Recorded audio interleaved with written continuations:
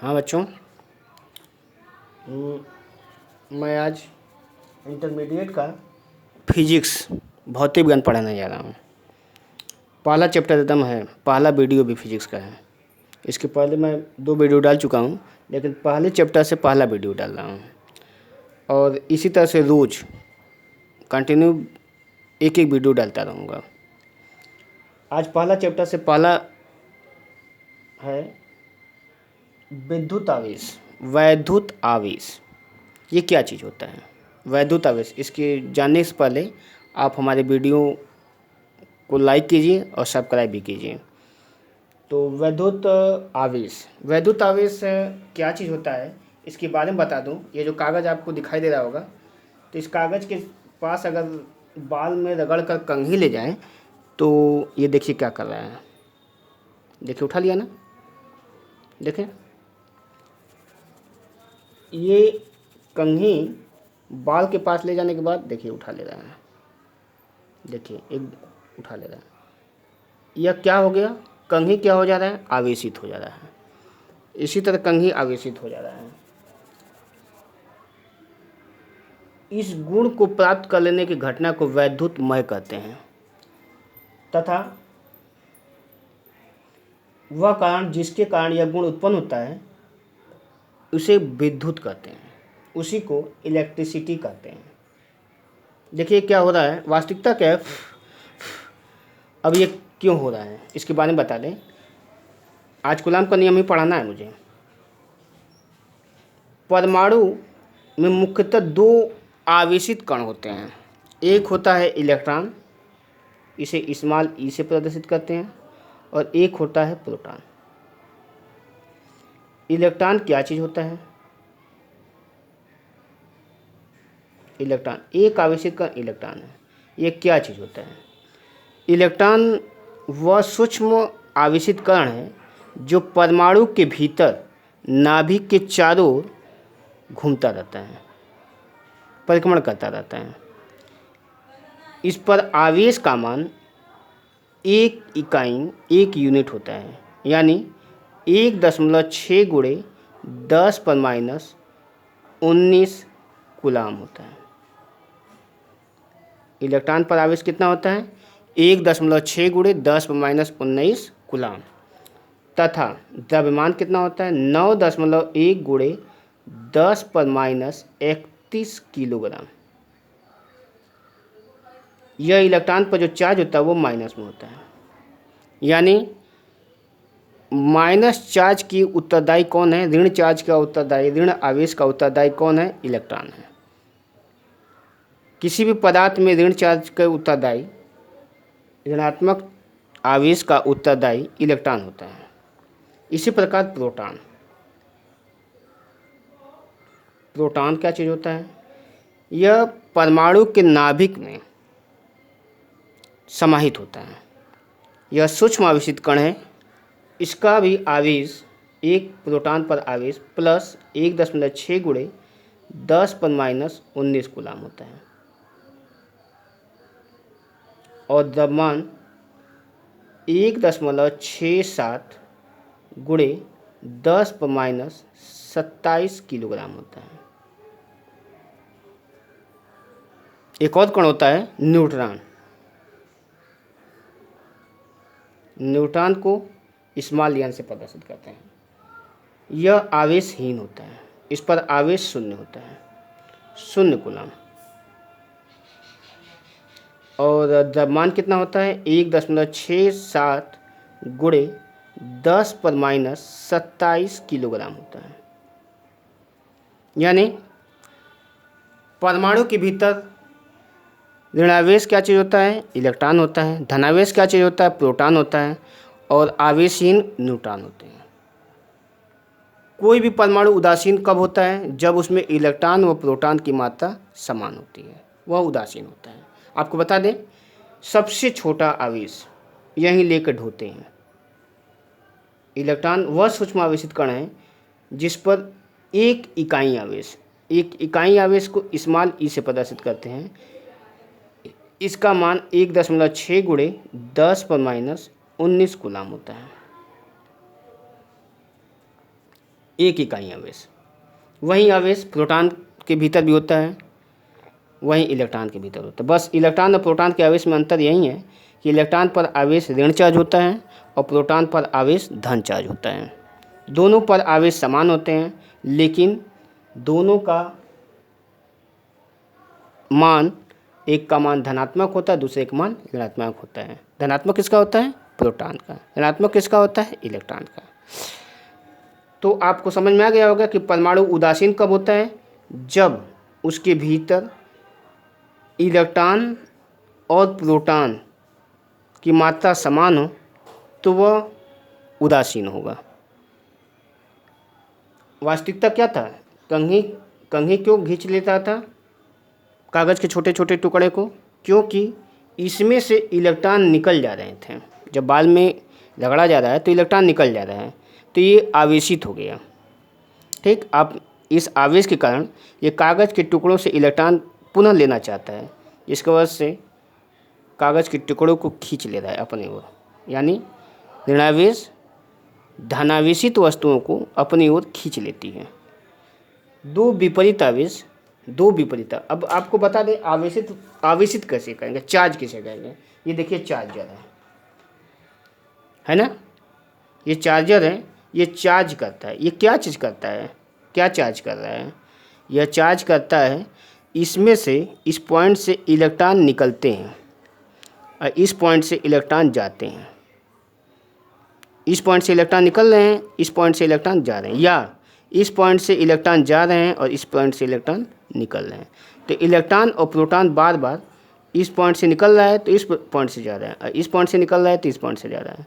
मतलब दो घुंडियाँ में एक में इलेक्ट्रॉन प्रवेश करता है, दूसरे में इलेक्ट्रॉन निकलता है।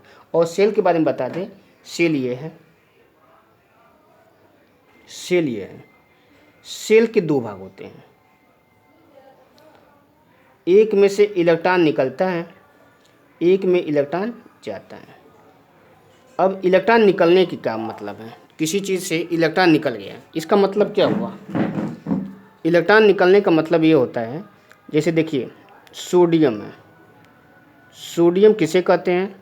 वह परमाणु जिसके नाभिक में 11 प्रोटॉन होते हैं और उसके बाहर 11 इलेक्ट्रॉन चक्कर लगा रहे हैं। 11 प्रोटॉन नाभिक में है, 11 इलेक्ट्रॉन उसके चारों ओर चक्कर लगा रहे हैं, है ना। तो इसका मतलब प्रोटॉन की संख्या और इलेक्ट्रॉन की संख्या, दोनों संख्या सोडियम में समान है। यह परमाणु कैसा होगा?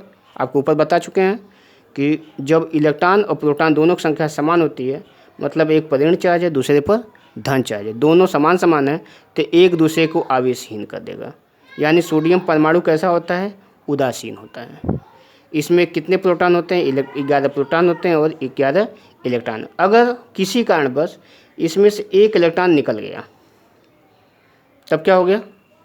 अब एक इलेक्ट्रॉन निकल जाने से सोडियम धनावेशित हो गया। इसमें अब 11 प्रोटॉन रह गए और 10 इलेक्ट्रॉन हो गए। मतलब सोडियम परमाणु और सोडियम आयन में क्या अंतर है? सोडियम परमाणु में एक इलेक्ट्रॉन जो चला गया वो नहीं जाता है, मतलब 11 प्रोटॉन और 11 इलेक्ट्रॉन इसमें होते हैं। इलेक्ट्रॉन और प्रोटॉन की मात्रा समान होती है, जबकि सोडियम आयन में एक इलेक्ट्रॉन निकल जाता है और यह हो जाता है धनावेशित। यानी धनावेशित किसे कहते हैं? धनावेश किसे कहते हैं? वह परमाणु या आयन, वह परमाणु नहीं कहेंगे, अब उसे आयन कहेंगे, जिसमें से इलेक्ट्रॉन निकल जो चुका है, जिसमें इलेक्ट्रॉन की कमी हो, उसे कहते हैं धनावेश। धनावेशित दुनिया की सारी वस्तुएं होती हैं जिसमें प्रोटॉन की संख्या अधिक होती है, इलेक्ट्रॉन की संख्या कम होती है।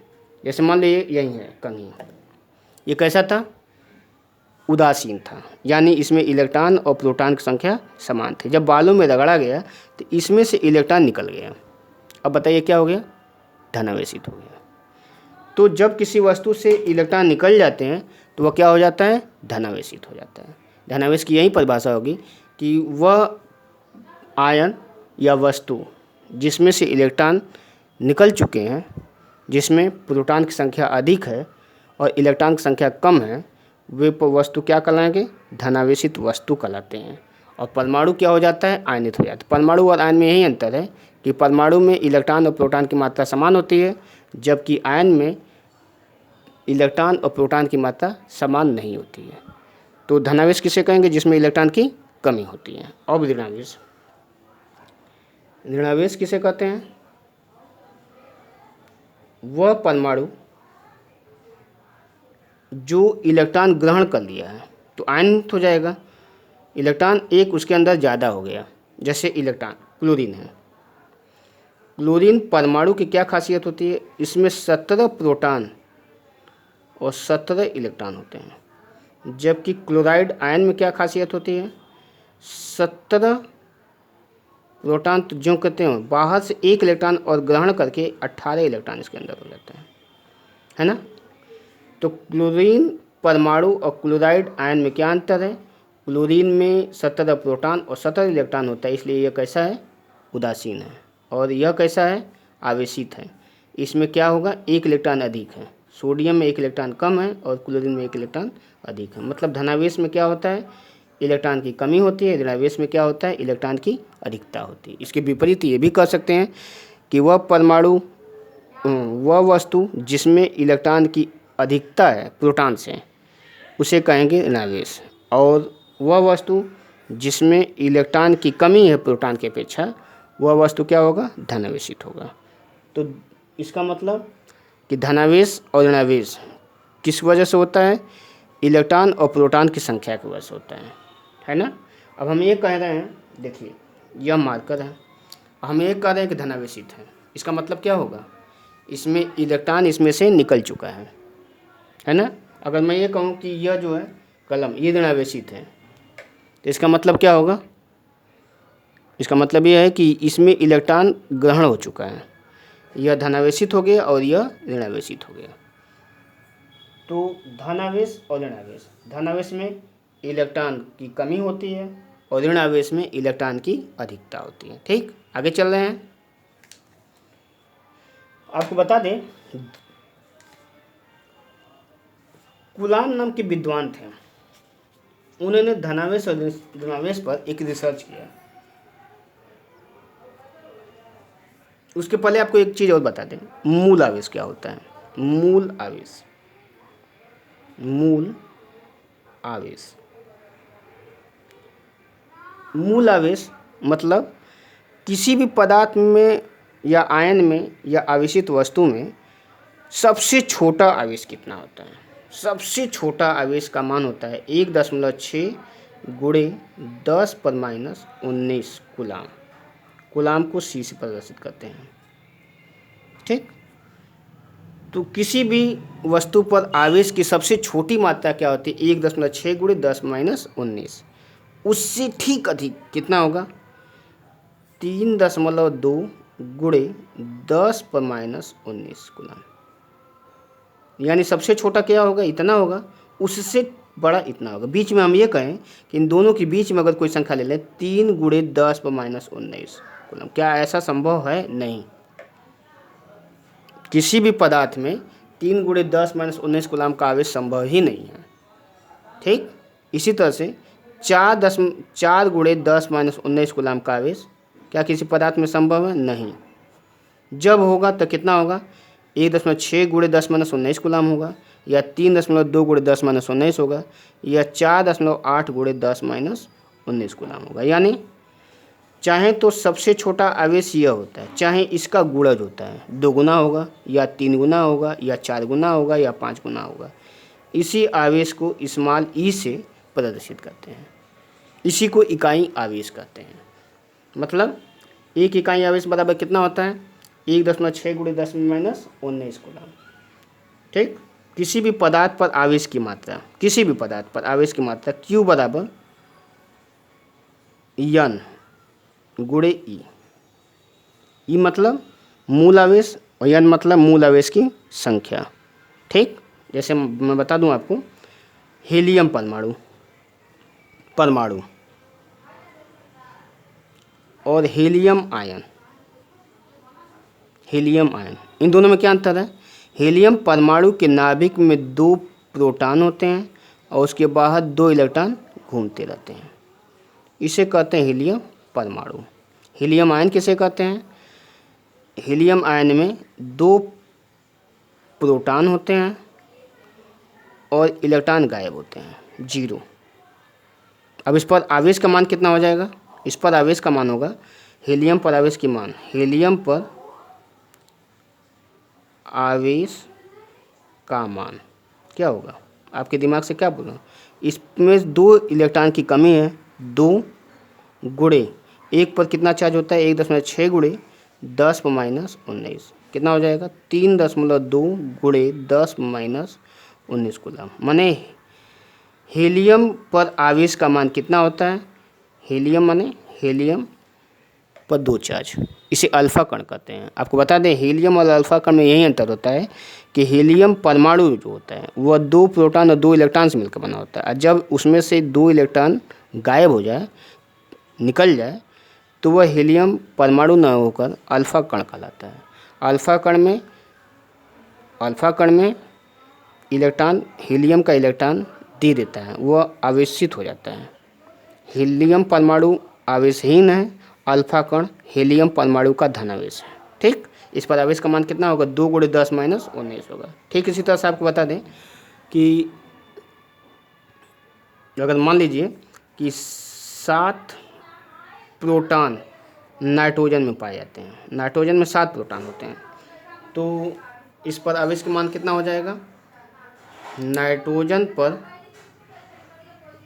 आवेश का मान कितना हो जाएगा?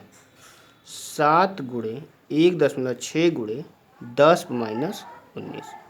7 × 1.6 × 10⁻19। अब बात बताइए तो इसका मान कितना होगा? 7 छके 42 और 7 एकम 7 4 11। 11.2 × 10⁻19 या 1.12 × 10⁻18 कूलम। यानी किसी भी पदार्थ पर आवेश का मान कितना होता है? Q बराबर NE होता है। किसी भी पदार्थ पर Q आवेश का मान होता है और E एक मूल आवेश होता है, एक इलेक्ट्रॉन पर आवेश का मान होता है। N क्या चीज़ होता है? आवेश की संख्या होती है। तो मूल आवेश जो सबसे छोटा आवेश होता है उसे मूल आवेश कहते हैं। किसी भी पदार्थ पर आवेश का मान कितना होगा? मूल आवेश का गुणज होता है।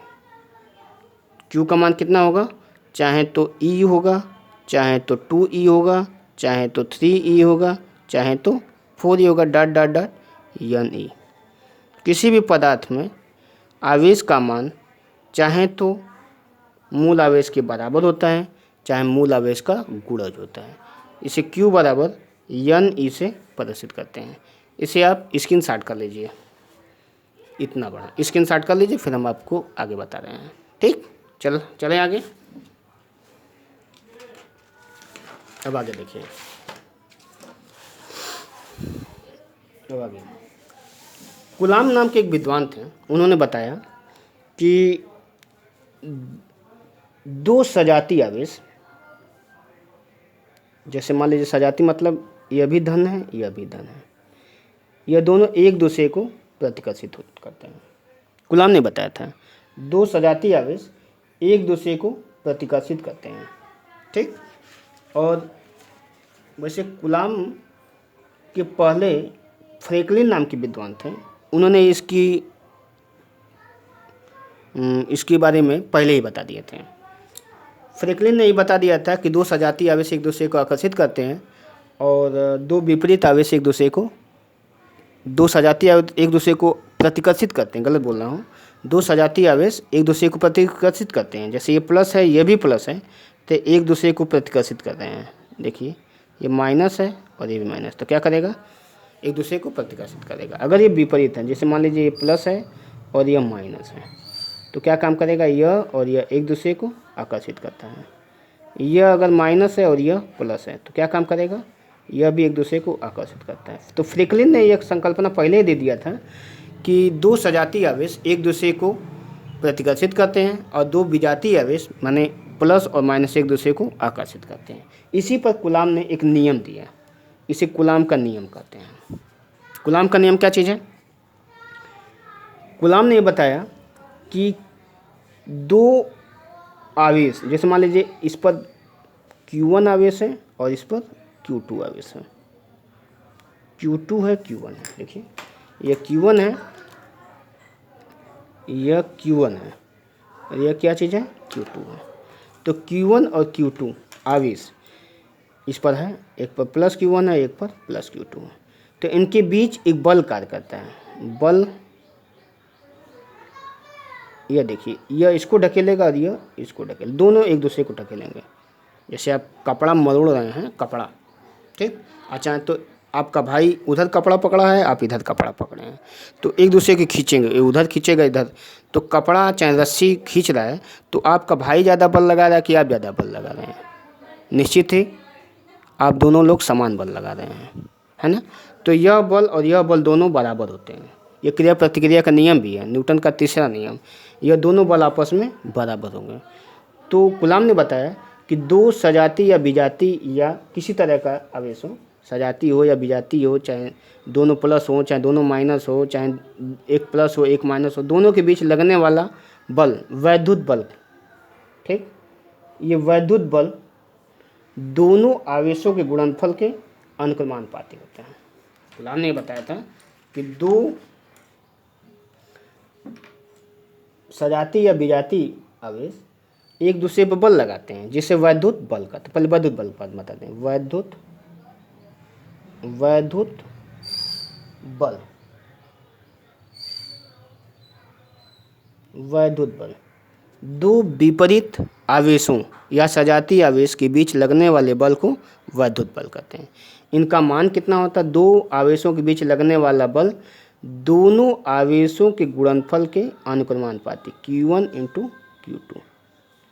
ये अनुक्रमानुपाती का निशान है। अनुक्रमानुपाती क्या चीज़ होता है आपको बता दें, कुछ लड़के अनुक्रमानुपाती के बारे में नहीं जानते हैं तो आपको बता दें अनुक्रमानुपाती होता क्या। जैसे ये देखिए, बराबर, बराबर का मतलब क्या चीज़ है, A बराबर B, मतलब A जैसा है उसी तरह ठीक B भी है। A और B आपस में बराबर है, A B के बराबर नहीं है।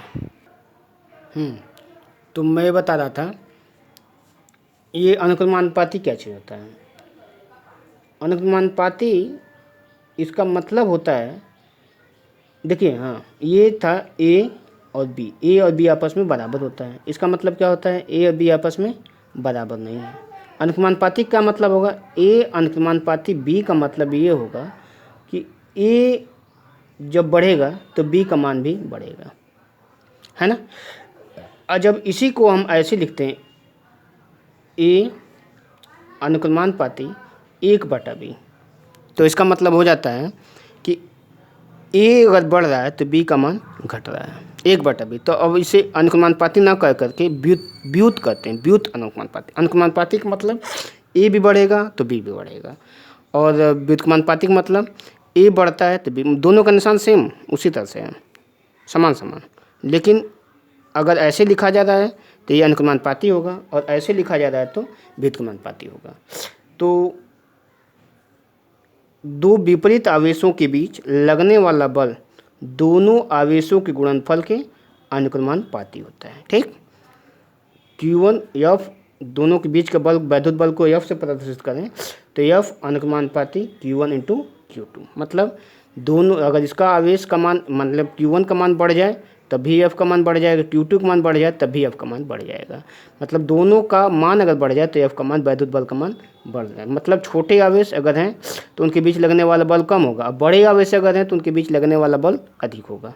अगला, दोनों के बीच की दूरी, दोनों आवेशों के बीच की दूरी के वर्ग के व्युत्क्रमान। अब देखिए व्युत्क्रमान, इसी को व्युत भी कहा जाएगा, व्युत्क्रमानुपाती कहते हैं, व्युत्क्रमानुपाती होता है। फिर से एक बार, दो विपरीत आवेशों के बीच लगने वाला बल उनके आवेशों के गुणनफल के अनुक्रमानुपाती होता है तथा उनके बीच की दूरी के बल के, बीच की दूरी के वर्ग के व्युत्क्रमानुपाती होता है, ठीक।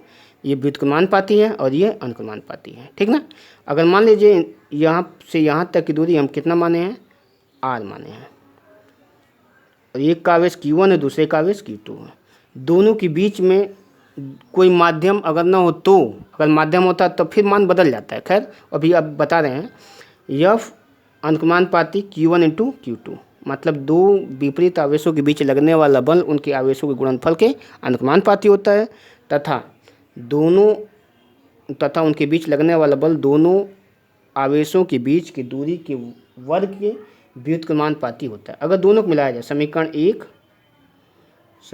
एक और दो से, ठीक, F अनुक्रमानुपाती Q1 Q2 बटा आर स्क्वायर।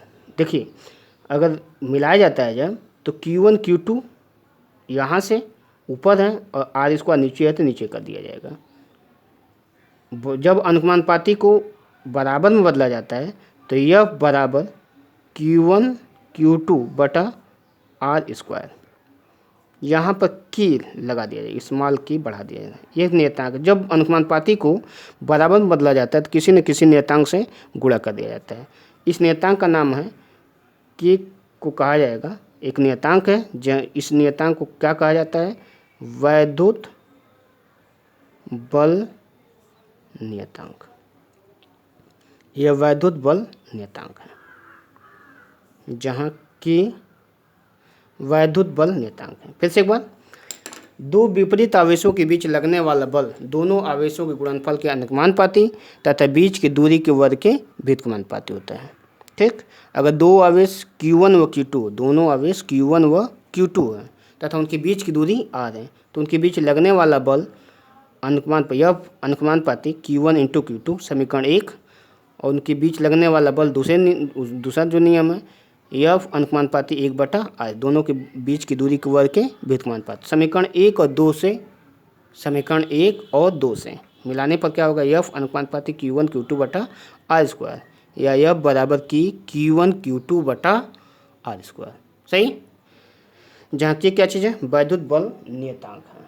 अब आप एक बात बता दें आपको कि के का गणना किया गया।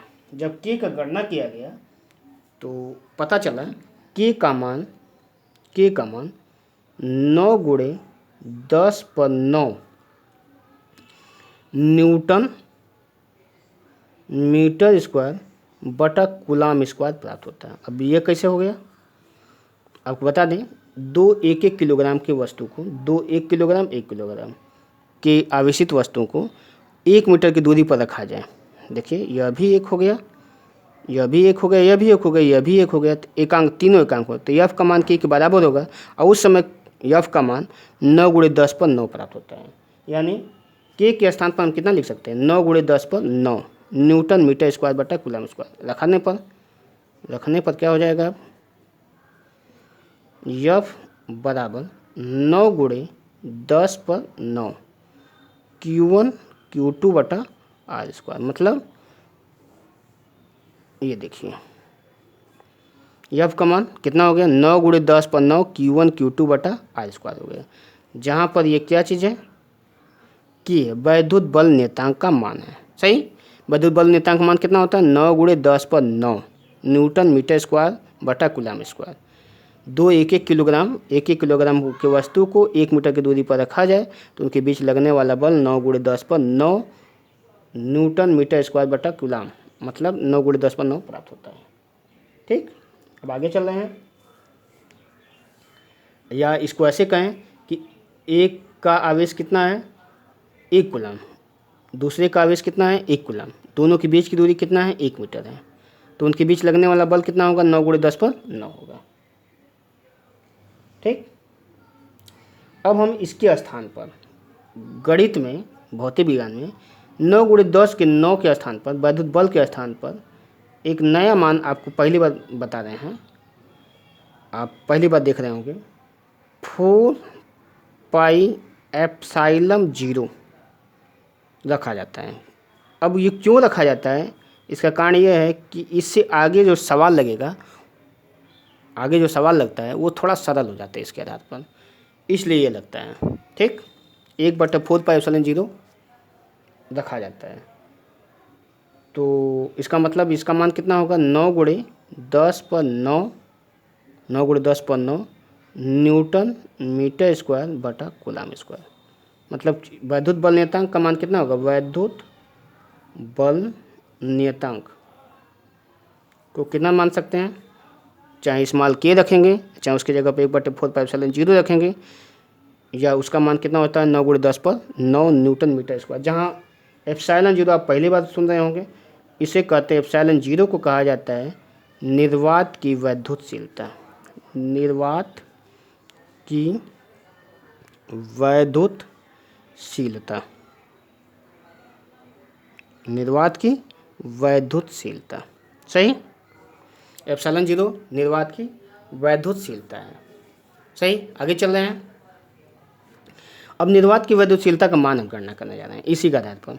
देखिए निर्वात की वैद्युतशीलता ε0 का मान कितना होगा, 1/4πε0 बराबर 9×10⁹ इसको उल्टा कर देंगे तो कितना हो जाएगा, 4πε0 बराबर 1/9×10⁹। अब देखिए मात्रक भी इसका बदलेगा, इसका मात्रक कितना था, न्यूटन मीटर स्क्वायर प्रति कूलाम स्क्वायर। तो इसका क्या हो जाएगा, कूलाम स्क्वायर बटा न्यूटन मीटर कूलाम। ये भी ऊपर जाएगा, देखिए यह भी ऊपर जाएगा, कूलाम स्क्वायर और न्यूटन मीटर स्क्वायर नीचे आ जाएगा, ठीक। अब इसको हल किया जाए, ε0 बराबर 1/4π×9×10⁹ कूलाम स्क्वायर बटा न्यूटन मीटर स्क्वायर, सही। कितना मान आता है हल करने पर, ε0 का मान आता है, ε0 का मान हल करने पर आएगा 8.85 × 10⁻⁻12 हल करने पर ही आता है कूलाम स्क्वायर बटा न्यूटन मीटर स्क्वायर। ये ε0 का मान आता है। ε0 का मान कितना आएगा, 9 ये, ठीक। ε0 बराबर 8.85 × 10⁻⁻12 कूलाम स्क्वायर बटा न्यूटन मीटर स्क्वायर होता है, सही। ε0 का मान आगे गणना जब करेंगे तो ε0 को आप इसी तरह से इसका एकदम दिमाग में रख लीजिए कि ε0 का मान कितना होता है, 8.85 × 10⁻12 होता है, सही। अब आगे चल रहे हैं।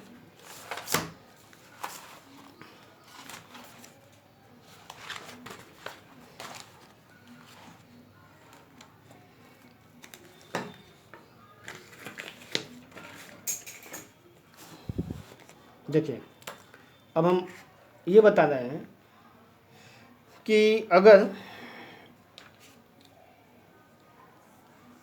दोनों आवेशों के मध्य, दोनों देखिए एक आवेश कितना था Q1 था, दूसरा आवेश कितना था Q2 था। अभी तक ये निर्वात में था, निर्वात की वैद्युतशीलता थी। अब यह दो है, यह देखिए यह भी आवेश है, यह भी आवेश है।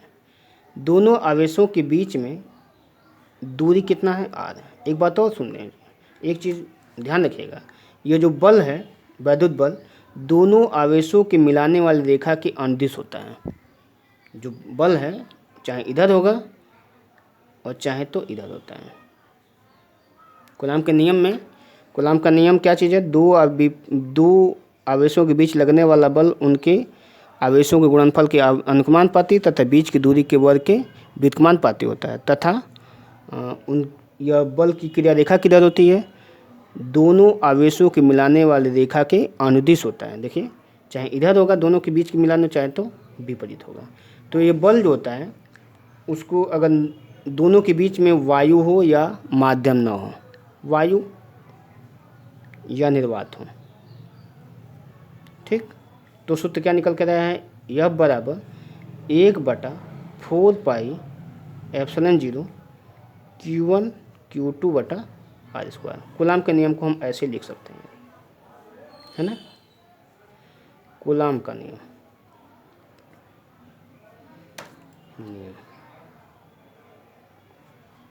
ठीक ना, वायु या निर्वात में, वायु व निर्वात में क्या सूत्र होता है, यह बराबर 1/4πε0 Q1 Q2 बटा r²। वायु व निर्वात के लिए सूत्र है। फिर से एक बार, दो आवेशों के बीच लगने वाला बल उनके आवेशों के गुणनफल के अनुक्रमानुपाती तथा बीच की दूरी के वर्ग के व्युत्क्रमानुपाती होता है। यह बल दोनों आवेशों को मिलाने वाले रेखा के अनुदिश होता है। सही है, आगे चल रहे हैं। अब ये देखिए, अगर दोनों के बीच में कोई यदि माध्यम हो, ठीक, यदि दोनों के बीच में माध्यम हो तो एप्सिलॉन जीरो के स्थान पर एप्सिलॉन का प्रयोग करते हैं। ठीक, एप्सिलॉन क्या चीज़ है? जैसे एप्सिलॉन जीरो निर्वात की वैद्युशीलता है, इसी तरह से एप्सिलॉन प्रयोग करते हैं। ठीक, एप्सिलॉन जीरो क्या चीज़ था? निर्वात की वैद्युशीलता थी, है ना, निर्वात की वैद्युशीलता थी।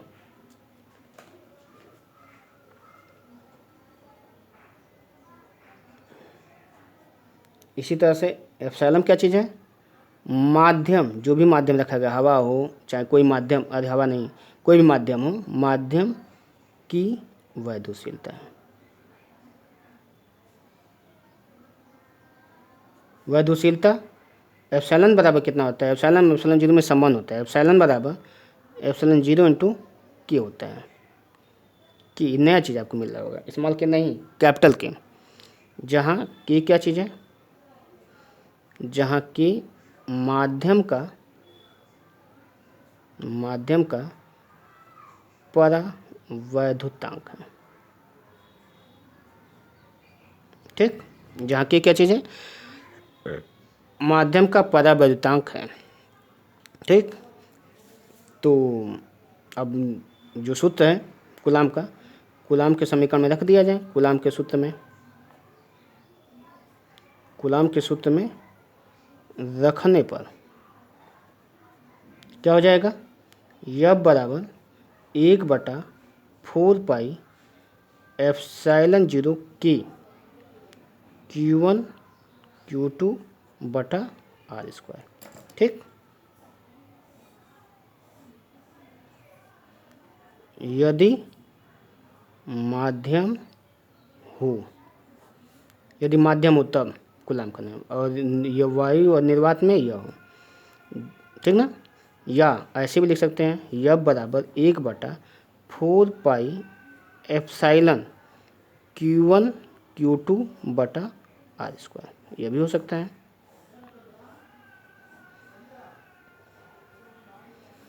यदि माध्यम हो तो यह भी लिख सकते हैं या यह भी लिख सकते हैं, है ना। अब देखिए, एप्सिलॉन और एप्सिलॉन जीरो में क्या संबंध होगा?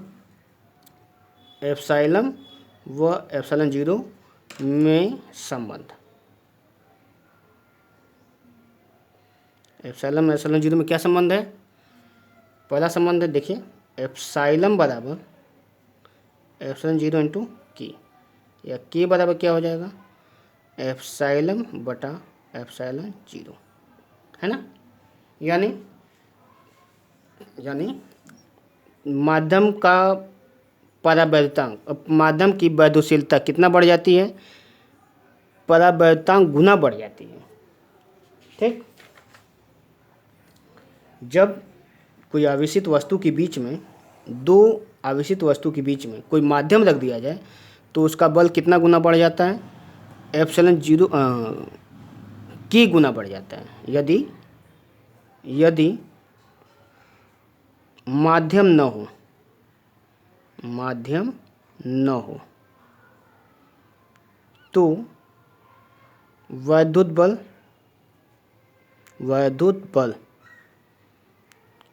F हो। माध्यम होने पर कितना हो गया? माध्यम होने पर कितना हो जाएगा? अब देखिए, माध्यम होने पर क्या हो जाएगा? यहाँ पर के का मान बढ़ जाएगा, ठीक ना। तो के गुना माध्यम रखने पर, माध्यम न होने पर वैद्युत बल का मान F है। F बराबर कितना होता है? माध्यम रखने पर वैद्युत बल, और देखिए यह F है, F1, माध्यम होने पर F1 है, और वैद्युत बल F2 है। माध्यम होने पर कितना? F1 है, और माध्यम न होने पर F1 है, माध्यम होने पर F2 है। तो F1 बराबर कितना है? F1 बराबर 1/4πε0 Q1 Q2 बटा आर स्क्वायर। यह माध्यम होने पर कितना है? F2 बराबर 1/4πε0 K Q1 Q2 बटा आर स्क्वायर। अब दोनों में क्या संबंध है? F1 बटा F2, बाकी सभी पद कट जाएंगे, क्या बचेगा? 1/ε0 और 1/ε0 के ऊपर चला जाएगा, कट करके के हो जाएगा। मतलब F2 का मान क्या, F1 का मान क्या होता है? F2 का के गुना होता है। यानी F2 बराबर क्या होगा? F1 बटा के। यानी जब माध्यम के बीच, यदि माध्यमों के आवेशों के बीच में कोई माध्यम रख देते हैं तो उसका बल क्या होता है? 1/k गुना बढ़ जाता है, मतलब कम हो जाता है। 1/k गुना बढ़ जाता है, या उसी को कम कहेंगे, क्योंकि 1/k भिन्नात्मक मान है, अतः कम हो जाता है। ठीक, k का मान कितना होता है? यहाँ से देखेंगे तो ये होगा, और इन दोनों से अगर रखा जाए, यहाँ से रखा जाए, तो k का मान कितना होगा? एप्सिलॉन बटा एप्सिलॉन 0। एप्सिलॉन बटा एप्सिलॉन 0 होता है। निर्वात की विद्युतशीलता और माध्यम की विद्युतशीलता, निर्वात की विद्युतशीलता देखिए, एप्सिलॉन बराबर एप्सिलॉन 0 के। यहाँ से अगर देखा जाए तो माध्यम की विद्युतशीलता निर्वात की विद्युतशीलता की k गुना होती है। यहाँ से माध्यम की विद्युतशीलता निर्वात की विद्युतशीलता से k गुना होती है। माध्यम की विद्युतशीलता, ठीक ना, निर्वात की विद्युतशीलता से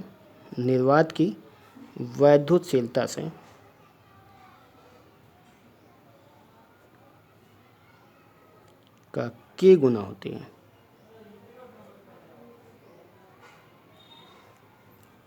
माध्यम की विद्युतशीलता निर्वात की विद्युतशीलता का k गुना होता है। ठीक, तो आपको ये भी समझ में आ गया, ये भी समझ में आ गया होगा। कूलाम का नियम ये है, कूलाम का नियम निर्वात के लिए होता है और माध्यम के लिए ये होता है। सही, ठीक, ध्यान रखिएगा, इसको स्क्रीनशॉट कर लीजिए। यह वाला जो पढ़ा है इधर वाला, ये सब कूलाम का नियम आज के भाग में इतना ही रहेगा। कल मैं फिर इसी के आगे और भी पढ़ाऊँगा वैद्युत क्षेत्र। आपको फिर अगले वीडियो में वैद्युत क्षेत्र के बारे में डालूंगा। ठीक है, आप हमारे वीडियो को देखते रहिए और सब्सक्राइब भी करते रहिए। ठीक बच्चों।